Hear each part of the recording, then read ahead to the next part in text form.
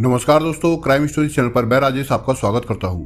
दोस्तों, आज मैं आपको अपराध की जिस वारदात के बारे में बताने जा रहा हूं, वो वारदात आगरा, उत्तर प्रदेश में हुई थी। तो चलिए दोस्तों, जानते हैं कि कब और कैसे हुई थी ये वारदात। नौकरानी सोमवती रोजाना की तरह मंगलवार की सुबह भी सर्राफा कारोबारी मुकेश गुप्ता के घर काम पर पहुंची। उसने दरवाजे पर लगी कॉल बेल बजाई, लेकिन कई बार घंटी बजाने के बाद भी जब अंदर कोई हलचल नहीं हुई तो उसने दरवाजे को हल्का सा धक्का दिया। ऐसा करने से दरवाजा खुल गया। सोमवती अंदर पहुंची। वो रोजाना सबसे पहले नीचे के कमरों की सफाई करती थी, लेकिन कमरे बंद थे। उसने चाबी लेने के लिए मालकिन को आवाज लगाई। तभी उसकी नजर ऊपर गई तो उसे हैरत हुई। मकान मालिक मुकेश नीचे की ओर मुंह करके लोहे के जाल पर पड़े थे। ये देख वो घबरा गई। उसने ऊपर जाकर मालकिन लता गुप्ता को आवाज लगाई, लेकिन उनकी भी आवाज नहीं आई। सोमवती ने जब मालकिन के कमरे में जाकर देखा तो वो फर्श पर पड़ी थी। उनके सिर से खून बह रहा था। ये दृश्य देखते ही सोमवती चीखती हुई बाहर की ओर भागी। उसने ये जानकारी आसपास के लोगों व मुकेश गुप्ता के भाई को दे दी। ये 28 जनवरी 2020 की सुबह 6 बजे की बात है। सोमवती के चीखने चिल्लाने की आवाज सुनकर आसपास के लोग एकत्र हो गए। कुछ लोग जीना चढ़कर ऊपर पहुंचे। वे लोग ऊपर का दृश्य देखकर हैरान रह गए। पहली मंजिल पर लगे लोहे के जाल पर 62 साल के मुकेश गुप्ता और वहीं पास के कमरे के फर्श पर उनकी 60 साल की पत्नी लता पड़ी हुई थी। मुकेश के पैर में टेप चिपकाकर बिजली का तार लगाया गया था, जिसका दूसरा सिरा बिजली के बोर्ड में लगा था। लोगों ने तार को बोर्ड से अलग किया। पति पत्नी दोनों की मौत हो चुकी थी। इसी बीच किसी ने ये सूचना आगरा में रहने वाली मुकेश की सबसे बड़ी बेटी डॉक्टर प्रियंका के अलावा शमशाबाद थाने को भी दे दी। डबल मर्डर की सूचना मिलते ही Shamshabad SO Arvind Nirwal police team के साथ मौके पर पहुंच गए। डबल मर्डर और लूट की घटना से सनसनी फैल गई थी। मुकेश कुमार पिछले 20 सालों से सर्राफा कमेटी के अध्यक्ष थे। उनकी हत्या की खबर मिलते ही व्यापारी मंडल के पदाधिकारियों के साथ साथ मुकेश के परिजन भी एकत्र हो गए थे। दो शवों को देखकर लोग आक्रोशित होकर हंगामा करने लगे। स्थिति की गंभीरता को भांपकर एसओ ने उच्च अधिकारियों को घटना से अवगत करा दिया। आनंद फानन में आगरा के एसएसपी बबलू कुमार, एसपी प्रमोद कुमार और सीओ प्रभात कुमार मौके पर पहुंच गए। एसएसपी ने फॉरेंसिक टीम और आसपास के थानों की फोर्स को भी बुला लिया। खबर मिलते ही मुकेश गुप्ता की बेटी डॉक्टर प्रियंका भी शमशाबाद पहुंच गई। बाद में एडीजी अजय आनंद, आईजी ए सतीश गणेश भी वहां आ गए। उच्च अधिकारियों ने घटनास्थल का बारीकी से निरीक्षण किया और दंपति के कत्ल के बारे में जानकारी ली। मुकेश व लता के सिर से काफी खून निकल चुका था। दोनों के गले पर भी चोट के निशान थे। देखने से लग रहा था कि दंपति की हत्या के लिए बेहद क्रूर तरीका अपनाया गया था। साथ ही दोनों को करंट भी लगाया गया था। सर्राफा कारोबारी व उनकी पत्नी को मौत के घाट उतारने वाले बदमाश इतने शातिर थे कि घर में लगे सीसीटीवी कैमरों की डीवीआर अपने साथ ले गए थे। पुलिस को अंदेशा था कि वारदात को अंजाम देने वाले बदमाशों को घर की हर चीज की जानकारी थी। आशंका थी कि लुटेरे परिवार के नजदीकी रहे होंगे।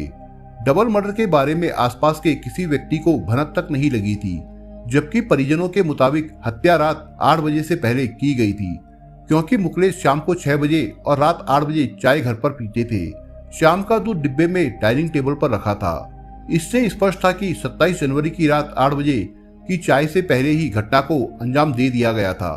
जिस कमरे में लता का शव पड़ा था उसमें 5 अलमारियां खुली पड़ी थी, जबकि 3 अलमारियों को हाथ भी नहीं लगाया गया था। डॉक्टर प्रियंका ने घर की अलमारियां खोलकर देखी तो 2 में से सोने के गहनों के अलावा लाइसेंसी रिवॉल्वर भी गायब थी।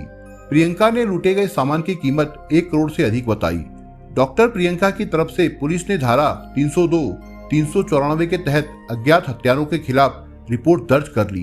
प्रियंका ने बंद अलमारियां खोली तो उनमें रखे 10 लाख रुपए और 2 किलोग्राम सोना चांदी यथास्थान रखे मिले। इससे अनुमान लगाया गया कि 2 अलमारियों से ही बदमाशों को भारी मात्रा में नकदी व आभूषण मिल गए थे। मौके की कार्रवाई पूरी करने के बाद पुलिस ने दोनों शवों को पोस्टमार्टम के लिए आगरा भेज दिया। मुकेश के पास साहूकारी का भी लाइसेंस था। घर से करीब 100 मीटर की दूरी पर ही सर्राफा बाजार में उनकी ओम प्रकाश मुकेश कुमार ज्वेलर्स नाम की 90 साल पुरानी दुकान थी।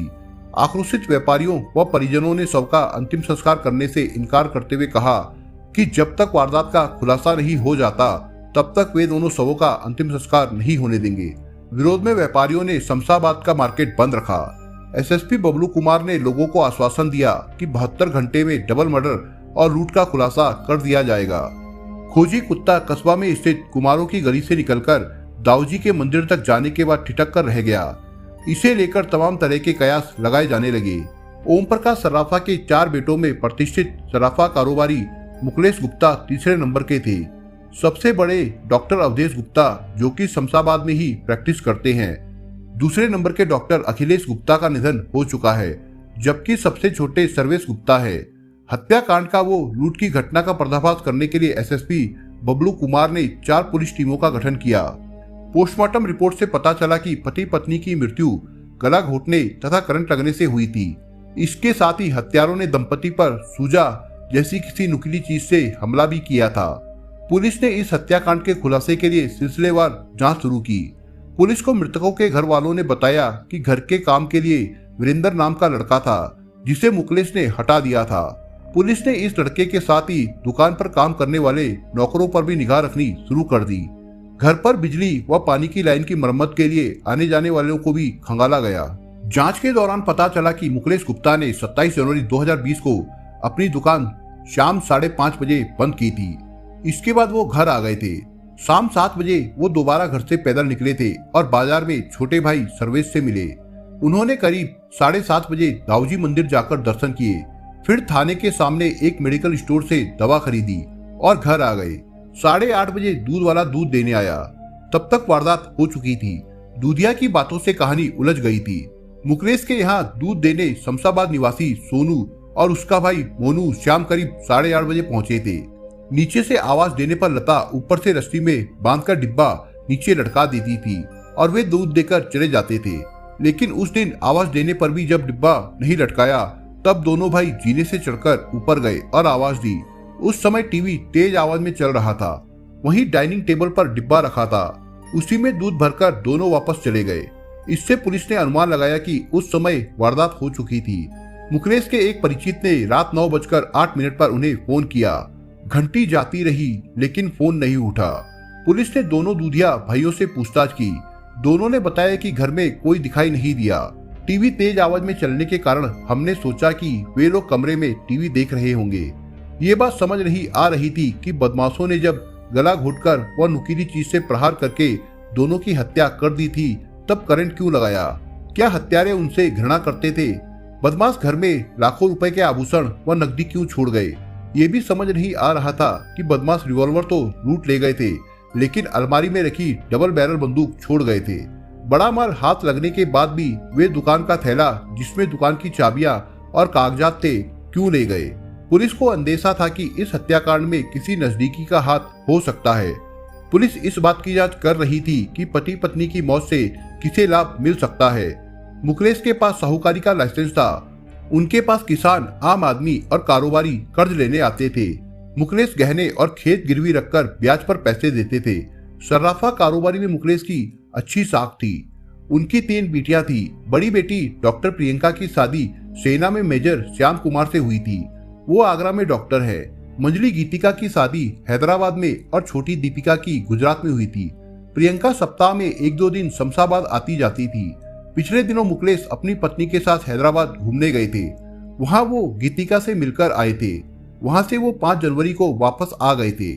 फॉरेंसिक टीम ने 1 दर्जन से अधिक चीजों से फिंगरप्रिंट के नमूने संकलित किए थे। घटना स्थल से वैज्ञानिक तरीके से साक्ष्यों को भी एकत्रित कराया गया था। कस्बे में मौजूद सीसीटीवी फुटेज भी देखे गए। क्राइम सीन का रिव्यू किया गया। घटना को 4 दिन बीत गए थे। पुलिस द्वारा दी गई सभी सीमाएं समाप्त हो रही थी। इस दोहरे हत्याकांड ने शमशाबाद के पुलिस महकमे को हिलाकर रख दिया था।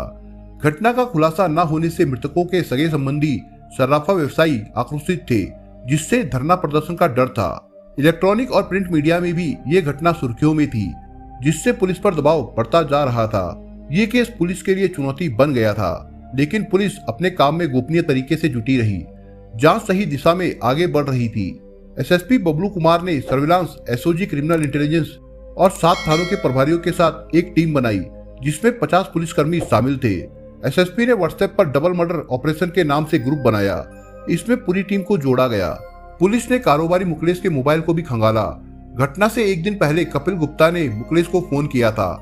इससे पहले उसकी मुकेश से कभी बात नहीं हुई थी। पुलिस जब कपिल गुप्ता के घर पहुंची तो पता चला कि वो घटना के बाद से कस्बे से बाहर है। इसी से पुलिस को सुराग मिल गया और जांच आगे बढ़ती गई।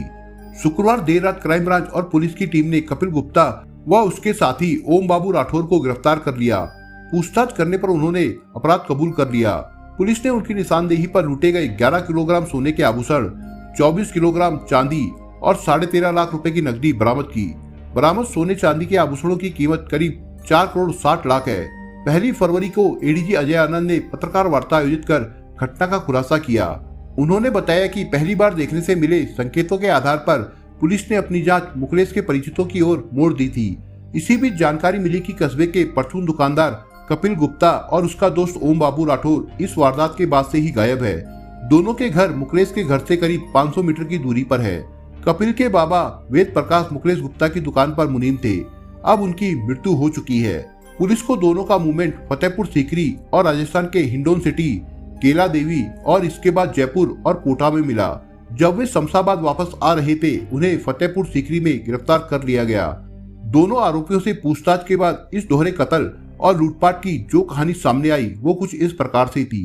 पुलिस को पता चला कि कपिल गुप्ता पर करीब 10 लाख रुपए तथा उसके दोस्त ओम बाबू राठौर पर करीब 8 लाख रुपए का कर्ज था। कपिल की इरादत नगर में परचून की दुकान थी जिसमें 2 बार चोरी हो चुकी थी। दोनों कर्ज से परेशान थे। दोनों काफी दिनों से ऐसी किसी वारदात को अंजाम देने की योजना बना रहे थे जिसमें इतना पैसा मिल जाए जिससे उनका कर्ज उतर जाए। इसी योजना के तहत कपिल ने ओम बाबू को बताया कि सर्राफा मुकेश गुप्ता के घर पर केवल मुकेश व उनकी पत्नी रहती है। उनके यहाँ काफी सोना चांदी और नकदी मिल सकती है। कपिल के बाबा पहले मुकेश के यहाँ मुनीम रह चुके थे। इसके चलते कपिल की मुकेश से अच्छी जान पहचान थी। दोनों ने कपिल की दुकान पर बैठकर ठोस योजना बनाई। योजना के अनुसार 22 जनवरी 2020 को दोपहर 1:30 बजे कपिल ने मुकेश की दुकान से सोने की 10,000 रुपए रेंज की अंगूठी खरीदी और पैसा बाद में देने को कह दिया। कपिल व उसका दोस्त ओम बाबू 26 जनवरी को उनके घर पैसा देने के बहाने गए और दरवाजा खुलवाने का प्रयास किया, लेकिन लता ने दरवाजा नहीं खोला। 27 जनवरी को कपिल ने शाम 7 बजे मुकेश को फोन किया। उसने कहा कि वो अंगूठी के पैसे देने आपके घर आ रहा है, आप अपने घर फोन करके बता दें। इस पर मुकेश ने पत्नी लता को फोन करके बता दिया। दोनों मुकेश के घर जा धमके। योजना के अनुसार वे सूजा, रस्सी, करंट लगाने के लिए तार और टेप साथ ले गए थे। लता ने जैसे ही गेट खोला, कपिल ने लता के गले में रस्सी डालकर उसका गला घोट दिया, जबकि ओम बाबू ने गले में सूजा घोंपा। इससे लता की चीख भी नहीं निकल पाई। दोनों लता को घसीटकर कमरे में ले गए और वहां पटक दिया। कपिल ने बेड पर रखी अलमारी की चाबी उठाई और अलमारी खोलकर उसमें रखा सोना, चांदी और नकदी साथ लाए बैग में भर ली। खूंटी पर टंगी रिवॉल्वर भी रख ली। इसके बाद दोनों मुकेश के आने का इंतजार करने लगे। 15 मिनट बाद ही दरवाजे पर मुकेश ने दस्तक दी। कपिल ने गेट खोला। जैसे ही मुकेश अंदर आए, कपिल ने गले में फंदा डालकर उनका भी गला घोट दिया, साथ ही सूजे से सिर पर प्रहार भी किया। इसके बाद ओम बाबू ने बेड से उनके गले को कस दिया। घटना का कोई भी सुराग न छोड़ने की वजह से उन्हें भी जान से मार दिया। मुकेश को घसीटकर किचन के पास लोहे के जाल पर डाल दिया। इतना ही नहीं, मौत की पुष्टि के लिए दोनों को करंट भी लगाया गया। इस बीच साथियों ने टीवी की आवाज तेज कर दी थी। इसके बाद ओम बाबू ने सीसीटीवी की डीवीआर निकाल ली। रात 8 बजे तक दोनों ने काम खत्म करके 3 बैगों में सामान भरा और घर से निकल गए। दोनों साथी 4 दिनों तक ऐश करते रहे। वे फतेहपुर सीकरे के एक होटल में ठहरे थे। बाद में राजस्थान के करौली तथा जयपुर पहुंचे। जयपुर के एक होटल में दोनों ने 2,500 रुपए प्रतिदिन किराए का कमरा लिया। दोनों रोज बियर पीते, बॉडी मसाज कराते। कपिल ने अपनी पत्नी के खाते में भी 50,000 रुपए जमा कराए। पकड़े जाने तक दोनों ने 35,000 रुपए खर्च कर दिए थे। ओम बाबू राठौर ग्वालियर में एक राहगीर के गले में सूजा मारकर 28 लाख की लूट की कोशिश और चेन लूट चुका था। वो अपराधी किस्म का है। उसने पहली पत्नी को तलाक दे दिया था। बाद में उसने सन 2007 में रेखा से दूसरी शादी कर ली। वो कपिल के घर के पास ही रहता है और किराए पर ऑटो चलवाता है। सर्राफा दंपति की हत्या और लूटपाट करने के बाद दोनों सातिर बदमाश केला देवी के दर्शन को भी पहुंचे। डबल मर्डर व लूट के दोनों आरोपियों को न्यायालय में पेश करके जेल भेज दिया गया था। 6 फरवरी को दोनों को पुलिस ने फिर से रिमांड पर लिया। उनकी निशानदेही पर सिकरी कस्बे में रेलवे कॉलोनी के खंडर के मलबे में दबी कारोबारी मुकलेस की इंग्लिश रिवॉल्वर व 24 कारतूस साथ ही गहने रखने वाले 4 पर्स बरामद किए गए। आरोपियों ने बताया कि डीवीआर उन्होंने करौली जाते समय काली सील नदी में फेंक दी थी। घटना का पर्दाफाश करने वाली पुलिस टीम को एडीजी अजय आनंद ने 1 लाख रुपए इनाम देने की घोषणा भी की थी। दोस्तों, आप अगर चैनल पर नए हो तो आप चैनल को सब्सक्राइब करने के साथ कमेंट बॉक्स में इस कहानी के बारे में अपने विचार जरूर लिखिएगा।